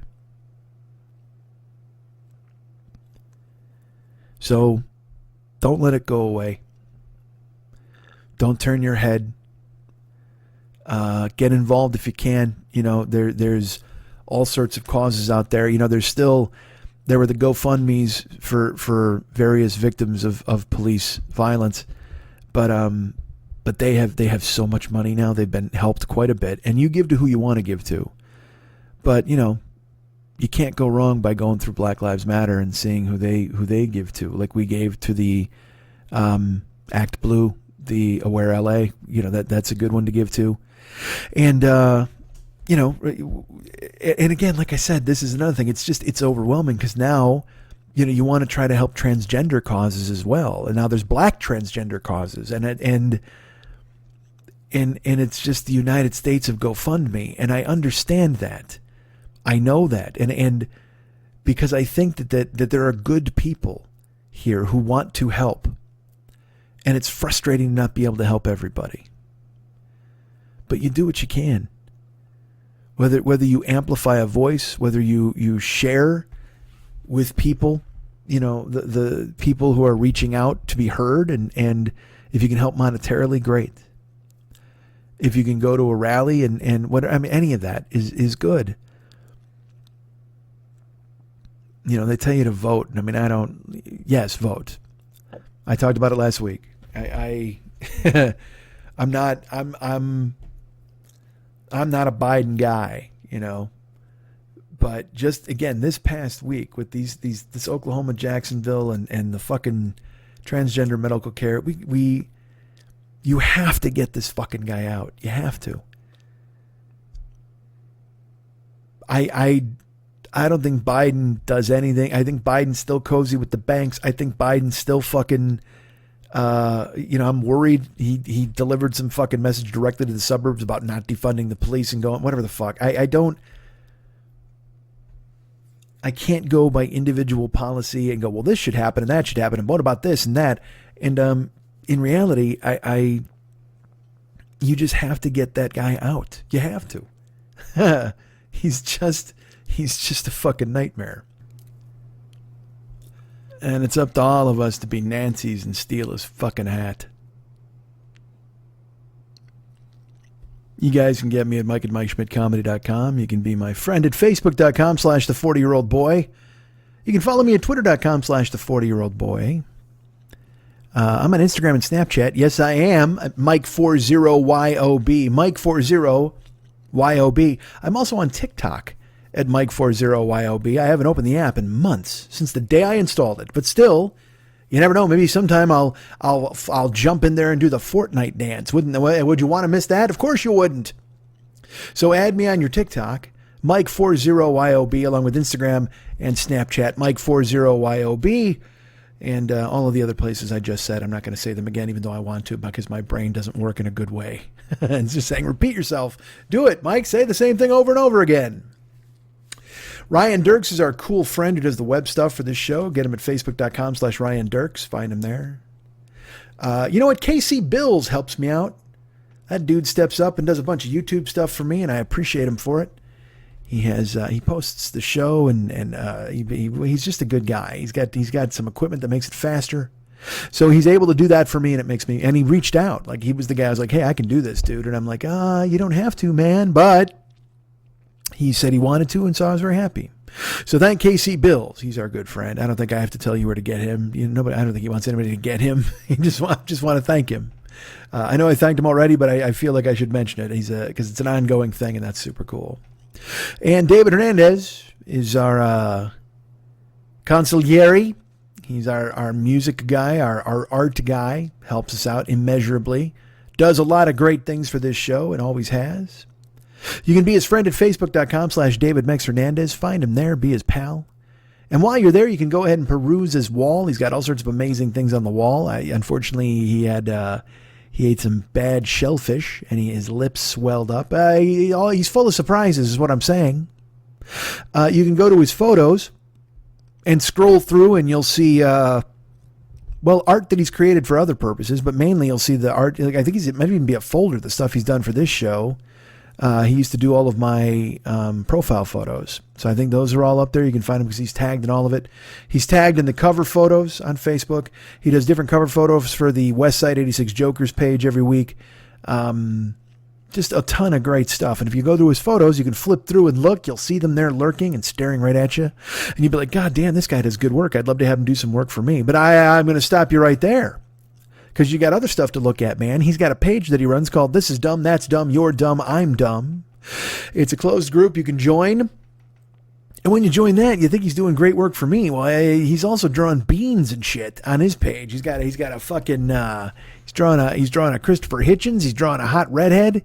He's got there's like a fucking gorilla on a kid's body. He's got all this stuff, and he does it all on the This Is Dumb, That's Dumb, You're Dumb, I'm Dumb page that you can reach out and become a member of if you go ahead and send him a note.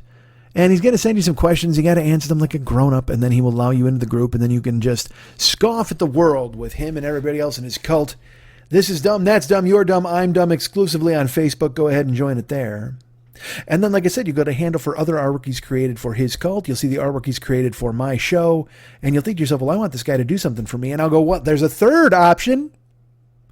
You got to go to his website. And you'll see yet another genre of art that this man can go ahead and do. Because he can work it all. He can work watercolors. He can work oils. He can work Jackson Pollock splatter paint. He can put a crucifix in a jar of urine with your picture on it. Whatever you want him to do, he can do it. He can get naked and rub chocolate all over himself. You come through with the green, he'll be on the scene. He'll get it done for you. And like I said, you'll go to his Facebook.com/David Mex Hernandez, become his friend. You'll see the photos he did for me, or the paintings, I should say. See the artwork he does for his own closed group. And then you go to his website and you'll say, look at this goddamn work. This is amazing. He can do my Facebook caricature. He can do all sorts of great things for you. But make sure you go to his website and check it out. artbydmh.com. That's artbydmh.com.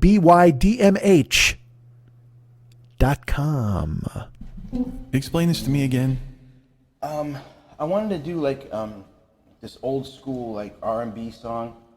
And I'll do all the music and the vocals and everything. But the middle part, I was thinking... what's it called when they talk during the middle? Like a breakdown? Yeah, like that. You could do that, but I think you should play it straight. I think you should be real quiet and just kind of seductive, like you're trying to seduce a woman or something. Play it straight. Don't worry about making a joke or making it funny or anything, and just be cool. Because we can maybe treat this as a legitimate song if we do it right. You know what I mean? So don't wander off the thing. So just talk. You're good at talking. Just talk this thing out and we'll see how it comes out. All right. So just play it straight though. Okay. Yeah. You want to give it a shot? I guess so. You ready? Yeah. Here.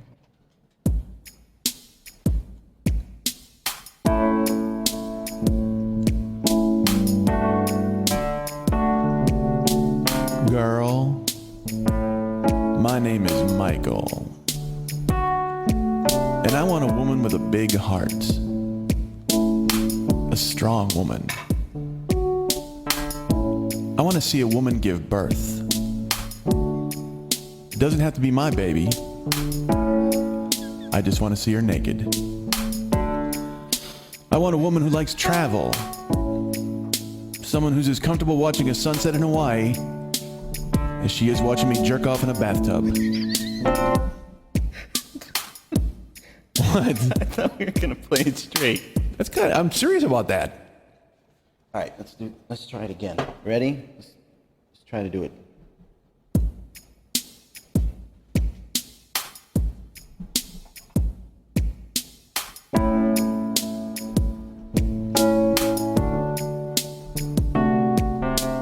Ladies, my name is Michael, and I'm looking for a sophisticated woman, confident and well-read. A woman who's read the Bible, except all of that shit about Leviticus.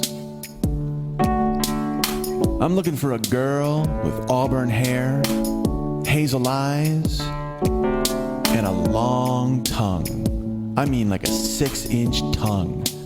Which seems weird because there wouldn't be anywhere she could put it on me, but until you've choked on a tongue, you have not lived. Ladies, I'm a biter, and I like to be bitten. Seriously, hands, neck, lips, I don't care. Bite me anywhere and I'm on board. Anywhere. Girl, what? No? No. Sponsors? What the fuck? How dare you? How dare you imply we don't have any sponsors? Why, we've got sponsors all over the joint. One in particular, our good friend Fearful Jesuit, who runs the Paranoid Strain podcast, which you might know about.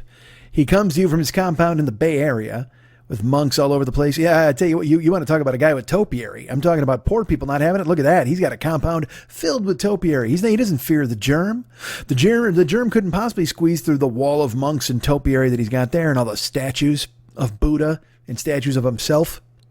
You better keep an eye on those statues. Statues are coming down all over the fucking place. That's my goddamn. I love it. I think. Look, fuck Christopher Columbus. Nobody cares. I don't understand. I don't understand how anybody cares about any of this shit. I really do not. I just don't know, flags and shit like that and statues and people just look for reasons to gin themselves up into a goddamn fight. This ridiculous nonsense that you would care about a statue of some dude from the 1700s. What the fuck do you care? You literally, you know what? I don't know, and I don't even know any of these fucking guys. There was like Edward Tolson, Sir Edward Tolson's statue came down. I don't know who the fuck that is. That might as well be the Funky Phantom as far as I fucking know. Just a fucking gay fucking ghost who lives in a clock. I couldn't tell you. But they're like, these racist slave owners, these terrible Confederates, and yeah, tear them down. Who the fuck cares? I don't even want to, and they fucking rip them down all over the fucking place. And I love that people defend them. In England, I think it was, they dragged some fucking slaveholder statue down, and a huge crowd, they rolled it through the streets because it's a heavy motherfucker, and then they dump it in the drink. Like he was full of tea or something. They just fucking throw him over the fucking railing into the goddamn drink, and the guy goes sinking to the bottom, and it's like, yeah, fuck you. Brass and copper replica of slave owner. That'll teach you and your ghost. Whatever the fuck, yeah, whatever. I just do it, right? They shouldn't, because here's the thing, as stupid as tearing him down and throwing him in the ocean is having him up in the first place. He's a slave-owning fuck. Why is there a statue? It's like all over the South, there's these Jefferson Davis and all these other fucking dudes and Bob Appomattox or whatever the fuck else. And everybody's like, yeah, man, they're part of history. Yeah, they're part of the shitty history. You guys lost. Confederacy lost the fucking war. Fuck your flag and fuck the dudes who think we're in charge. They rebelled against the idea of the United States and tried to fucking, they declared war on the United States. It's like putting up a fucking statue of Stalin somewhere here in this fucking country. Did we fight Stalin? I don't know if we did. Tojo? Who was one of those fuckheads? Mussolini. There you go. How about that? Mussolini hated us. We put up a fucking Mussolini statue. Fucking El Duce. He's up there fucking waving at you. Train's running on time. You're like, tear the statue down. What if you were a black dude who had to go to fucking work every day and look over and see the president of the Confederacy's statue outside your office building? Fuck that guy. He literally tried to enslave your great-great-grandparents and make them build his fucking shed and pick his cotton. Fuck that dude. Throw him in the drink. And I don't know. Again, I have to be honest. I don't give a fuck.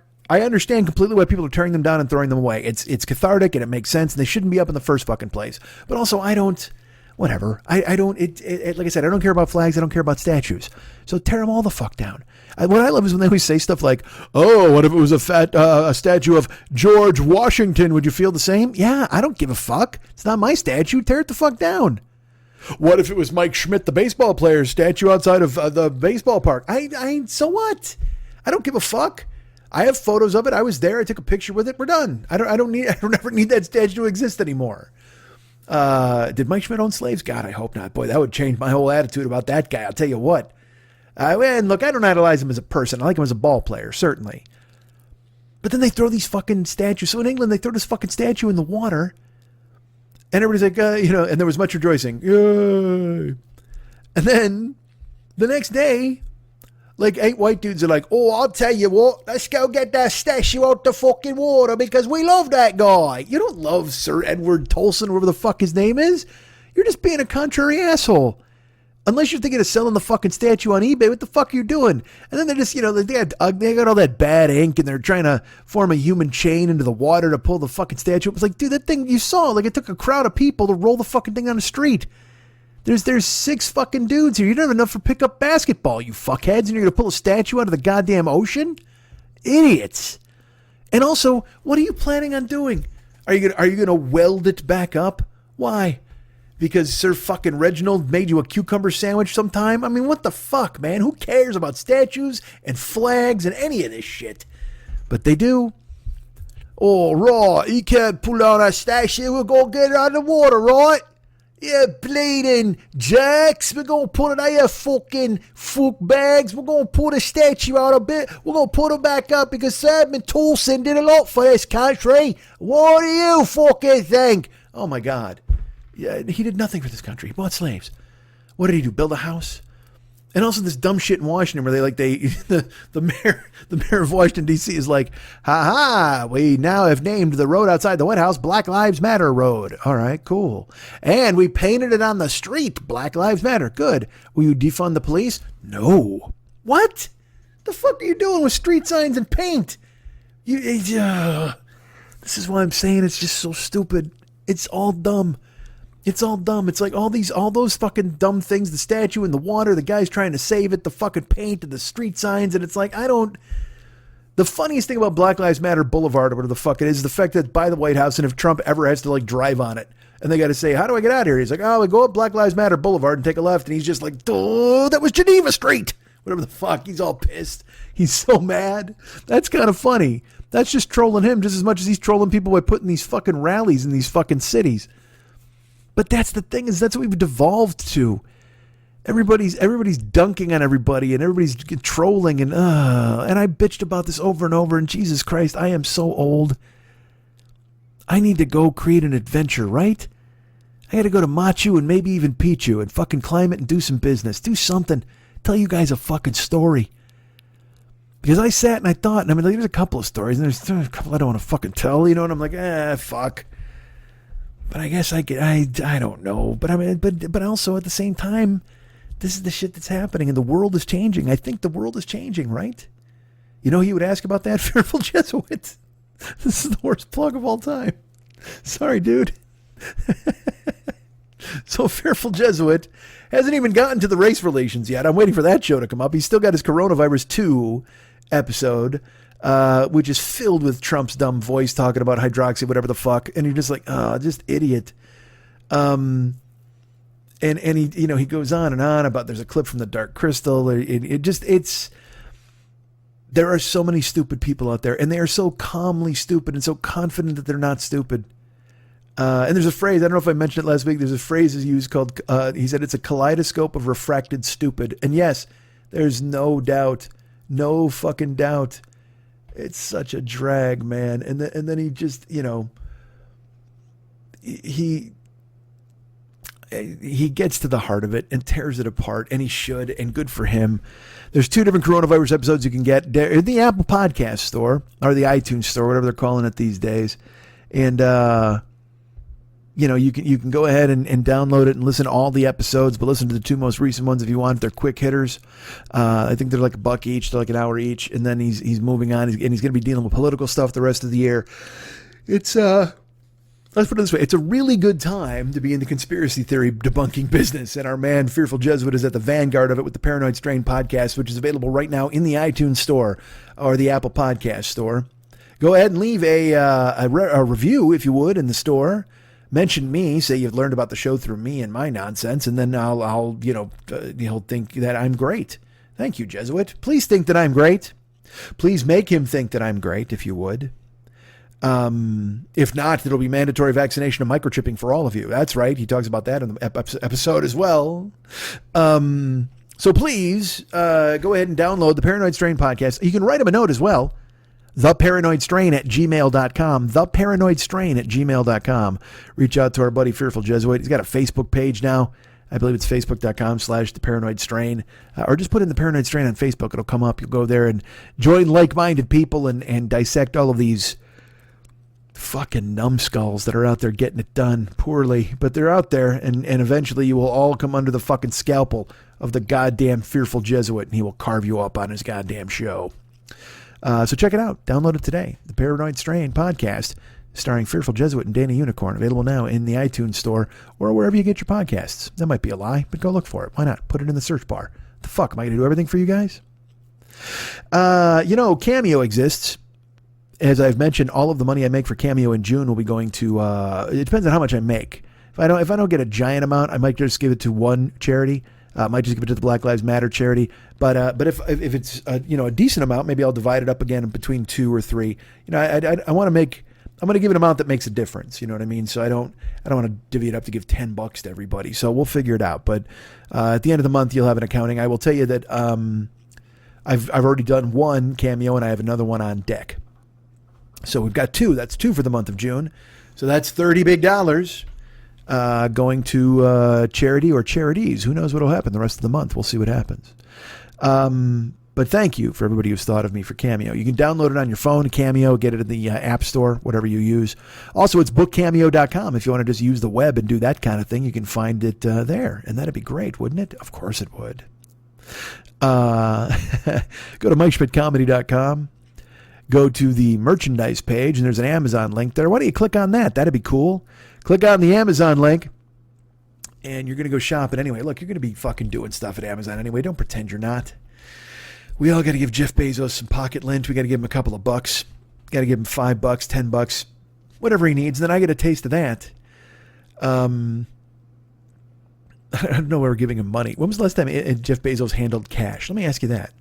When was the last time Jeff Bezos saw a $5 bill?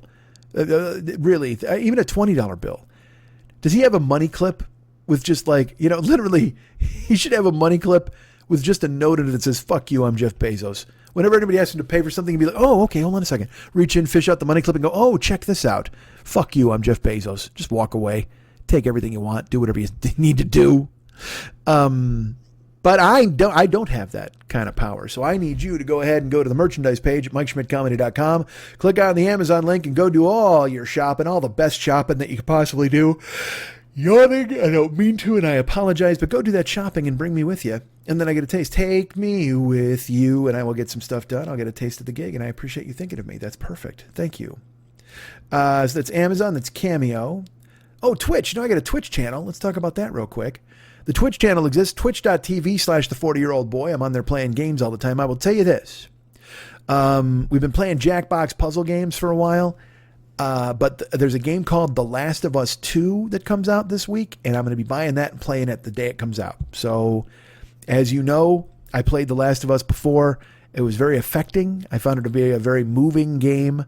There was a scene, and it's funny, I echoed it on a show I talked about where, they were coming to the end of their journey, and he looked out on the city, and the city was overgrown by foliage, and there was plants and wrecked cars, and then there were just giraffes loping through a cityscape. And I was like, yeah, leave it to the fucking animals. We fucked this up. Let them have it. And in real life, we, every second of every day, every breath brings us closer to me going, yeah, just let the animals fucking take it. See if they can fucking make something out of it, because we sure didn't. So if you want to follow me at twitch.tv/the40year-old-boy, you can do that. And then you can subscribe. That gives me some dough. You can use your Amazon Prime and get subscribed. It gives me $5. Again, Bezos doesn't need it. Or you can give whatever amount you want. There's tier 1, tier 2, tier 3 subscriptions. Come and watch me play games. Like I said, I'll be playing Jackbox puzzles until The Last of Us comes out, probably. I might do some Sekiro, wave a sword around for a while. But then I'll be doing Last of Us 2 all the way through to the end. I'm excited to play it. That comes out later this week. So I'll be doing that. And that'll be fun. Join us. Twitch.tv/the40year-old-boy. I hope you'll come and have a good time. What else are there? Told you about Amazon. Told you about that Twitch channel. Got some Cameo to talk about. YouTube. We got a YouTube channel. Let's talk about that. There's not much to talk about. YouTube.com/the40year-old-boy. Go and follow the channel if you would. All of the podcasts go up there. You can use that and listen there. That generates a very small amount of revenue, a pittance, because I wind up using Mex's songs, and then people come for copyright stuff. So I got to figure out a way around that. But I don't know. There's no way around it. The second they hear it, they send a fucking note where they basically glom onto the cash, which is fine. But still, listen to the shows on YouTube if you do. I appreciate it very much. But more importantly, subscribe, because the more we build up the numbers over there, the more YouTube will take notice, and I'd appreciate that very much. Now, am I giving you stuff to subscribe for? Probably not, just the podcasts. But if you would do it, so you'll be on deck, and then when stuff does go up, you'll be notified, and yay, won't we all be happy? And I'll be in Scotland before you. That'd be fantastic. So go to youtube.com/the40year-old-boy, become a member there, or follow the channel, I should say, just like twitch.tv/the40year-old-boy. Go ahead and follow that and become a member. Not a member, but you're just following. We're all following. That's all we're doing. That's what exists. Patreon exists as well. And so let's talk about, we talk about this all the time. Financially, you can help the show by using the Amazon link, by, watching YouTube videos, by coming to Twitch and subscribing. That gives me money as well. And then there's Patreon. If you want to become a patron at Patreon, that's pretty cool. It would certainly help me out. Patreon.com/the40year-old-boy. You'll find me on there, or just put in, you just put in Mike Schmidt or the 40-year-old-boy, you'll find me, but I'm pretty sure it's patreon.com/the40year-old-boy. Why don't I just fucking look it up now so we don't have this fucking controversy anymore? It's literally one button I've got to push, And there we go. Hold on. There we go. Patreon.com/Mike40YOB. Patreon.com/Mike40YOB. You can go there, become a Patreon of this show, a patron of this show, I guess is what I'd say. And that would help me out immeasurably. Thank you so much for thinking of me. And also, if you want to just give dough. That's Pete Townsend singing Give Blood, but he's singing Give Dough. Give dough and leave dough between brothers. You can go ahead and just pay money if you'd like on the website. If you go to MikeSchmidtComedy.com, in the upper left-hand corner of every page, there's a little Schmitty with his pocket out, and he's like, "Hi, how you doing? I need money." And you can click on him and send, either you can sign up to become a recurring payment on PayPal, or you can send a one-time payment on PayPal. And let's talk about who did that this week. Let me do this. It's like a drum roll with a pen. Our friend Lawrence, I'm going to say Scamelia. It could be Shamelia, but I'm going to say Scamelia. Our buddy Lawrence reached out and sent me a donation via PayPal, and thank you, Lawrence. Let me tell you a little bit about Lawrence. All right, when I saw the name pop up that he had sent a donation, I will not lie, I was taken aback. That's a name I haven't seen since like the first 2 years of the podcast. He used to write me on Facebook a lot. He was like a long distance runner, if I remember correct. And I think he's on the East Coast somewhere. I don't want to give too much away about our boy Lawrence. I got his last name wrong. Scamelia or Shamelia. It could be Scamalia, Hassenpfeffer Incorporated. I'm not sure. It's one of those. But we used to correspond back in the day, man. I'm going to say like 2010. That's 10 years ago. I remember he would post on Facebook. He would chime in on shows, and he was always very complimentary and super nice to me. And for him to reemerge 10 years later and give money on top of it, boy, oh boy, Lawrence, it was a surprise to see your name, but goddamn, it was a welcome surprise. And I thank you so much for thinking of me. Thank you so much for caring about the show. After so long, I wonder if you've listened to this whole time. If you have, that's fantastic. And if you're just rediscovering it, that's cool too. Go to YouTube to get anything you missed. And I hope you're healthy, and I hope you're safe, and I hope your parents are good, and I hope everything's good for you, and everything's gone well in the interval and the times that we have not spoken. But thank you so much for thinking of me. Thank you for thinking of the show. Thank you for sending along some financial support, because this is the time to do it. As I've mentioned to everybody, you know, the germ is here, and every other goddamn thing is taking us apart. So why not be a Lawrence? Go ahead and be a Lawrence. Do a PayPal donation, or become a Patreon patron.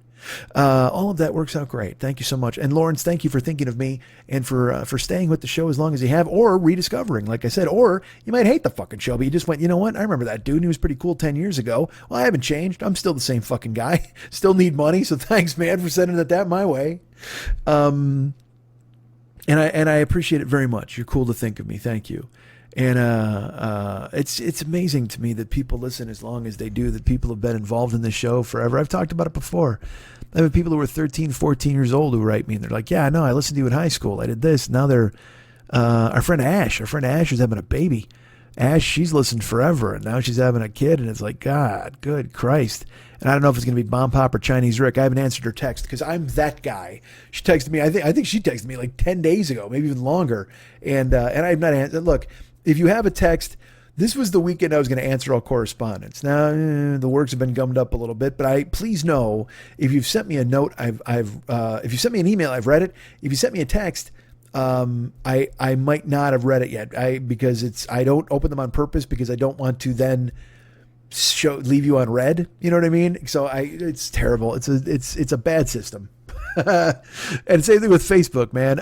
If you've sent me a Facebook message and I haven't answered it, I probably haven't even opened it yet, because I mean, if I open it, I got to answer it. And I want to do that. Certainly. It's just, you know, man, with the germ and the quarantine and the staring, all of that stuff, with the sleeping at odd hours, that's fucking cropped up again. That's fucking shit is happening to me now. Here's what I'm doing, man. I stay up. It's just, I'm in this fucking cycle. I'll be reading, I'll finish streaming, whatever the fuck, and all of a sudden, at midnight, I'll be like, kind of sleepy.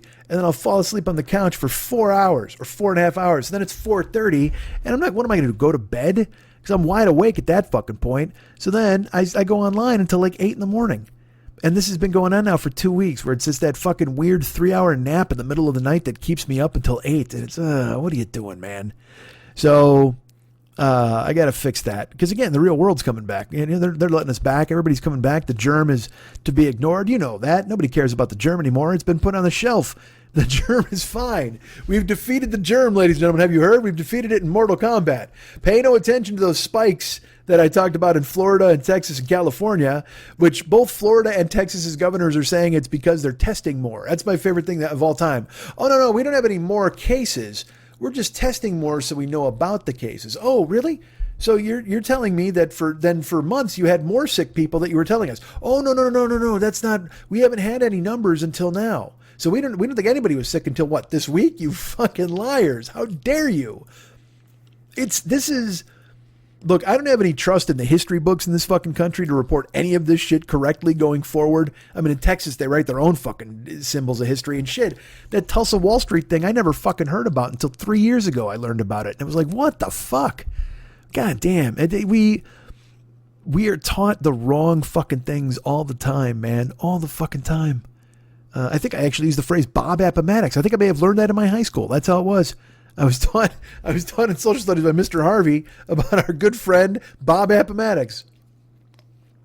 Terrible, unbelievable, and I don't have any faith in them to report this the proper way. That people avoided and they yelled about masks and people were mean to everybody and being dicks all the fucking time. And now Trump's doing these rallies. And here's my favorite part. Remember when he was like, "It's a liberal hoax. It's going to take me down. Oh, it's going away. Oh, it's being controlled." Yeah. Well, now he's going to have these rallies, and if you go to the rally, you got to sign a release stating that you won't sue Trump or anybody else in the fucking government if you get COVID-19 from the fucking rally. So he's encouraged all of these motherfucking yahoos, these sentient yeehaws, that they're going to come and go to this fucking thing and everything, and not to wear a mask.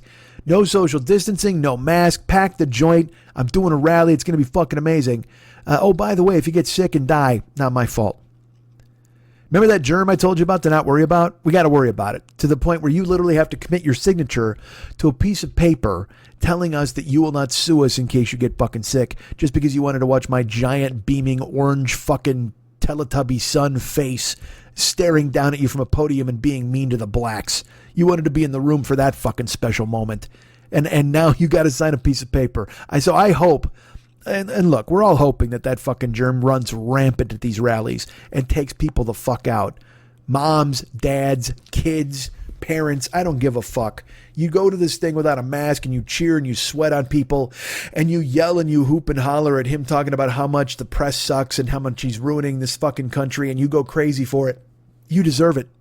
You deserve to get that fucking germ spiked into your lungs like Billy White Shoes Johnson spiking a football and doing a crazy dance, you fucking idiot. Enjoy it. Enjoy your germ. Sign away your life. Do that, please. Sign the piece of paper because I want it. I want that to happen, and I want Oklahoma to run out of ventilators in like 12 days because everybody's got it. And then they brought it home and they gave it to their fucking parents and their kids. Just a fucking swath. Just a huge orange ocean spray cranberry logo haircut fucking version of Trump's head swath on a chart cuts through Oklahoma and puts everybody in the fucking ground and they signed it away. That'll be the best part. Oh, I died in a great cause. I heard Trump make fun of fucking Malcolm X. It was the best ever. Oh, I was in a room of 12,000 people and I got to hear Trump make fun of Ted Lange, the fucking bartender from Love Boat, because he was mean to him once back in the fucking 80s. Get fucking bombed, you idiots. I hope you all die going to these fucking rallies. Yay, we love our racist president. Where do I sign my life away? Oh, it's right here. Same thing in Vegas. Vegas is open. Vegas casinos are fucking open. I watched clips from them and I saw, I probably saw 8 masks in a 2-minute clip of somebody walking all through a casino, not counting the employees. The employees have tons of masks on. They got a mask on their fucking masks. But the best is at the entrance of every casino, there's just like this placard, like a fucking cardboard placard, and it says, by entering, you acknowledge that you waived the Cosmopolitan Inn and Hotel where any responsibility if you attract COVID-19. It's like, you fucking dicks. You know what? I can't fault them. And I can't fault people for doing it because I tell you what, they're in Vegas because they want to gamble. Well, you want to gamble? Don't wear a mask to a fucking casino. You're gambling the whole fuck. You want action? You got fucking action. The second you walk in the fucking door, you walk in no mask, and there you go. You got it all on the line. You're rolling box cards and waiting to see what the fuck has happened. Some pitballs will come over with 3 free drinks, and you drank those, and you gave your fucking life away just by walking in the fucking door as they recirculate that air over and over and over. And you just wanted to what? I don't know. Walk in your flip-flops and your I'm a stupid shirt and try to play fucking $5 blackjack and bitch and moan at the Asian dealer because she's not from here? Then you deserve to choke to fucking death on whatever fucking recirculated germ air they pump into your fucking lungs because you couldn't even read the fucking placard on the way in. You didn't give a fuck. You just wanted to be in Vegas. Ha, Vegas, baby. Swingers, let's do it. Let's fucking make it happen. And yeah, guess what? You're gambling, all right. You've laid it all on the line. You went all in the second you walked in the fucking building. You pushed all your chips to the center of the fucking table, and you right now are holding a 2 and a 7, and in flop came all paint. King, queen, jack. You got no fucking chance. You got to fold, but you won't. You're stupid. You'll fucking hold on. You'll see the turn, and you'll see the fucking river, and you'll get nothing, and you'll fucking eat it, and you will be fucking done, and you'll have to walk away from the table with your complimentary keychain on your way to your fucking grave. You're gonna walk out of the casino and step directly into a hole in the fucking ground, like in the old cartoons, and your ghost will float out of you with a fucking harp, and on your way up to heaven, a pit boss will take the harp because you actually owe for a fucking marker you left at the fucking table, you fucking idiot. You gambled your life away in flip-flops just to walk into the casino.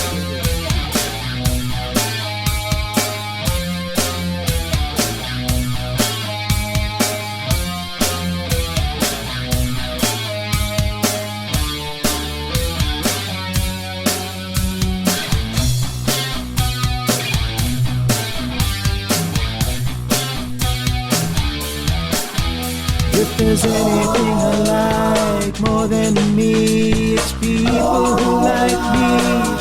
I love me, but if you love me, I love you. 'Cause you know why we both love me. How great am I? Let's talk about that for a while, and by while, I mean forever.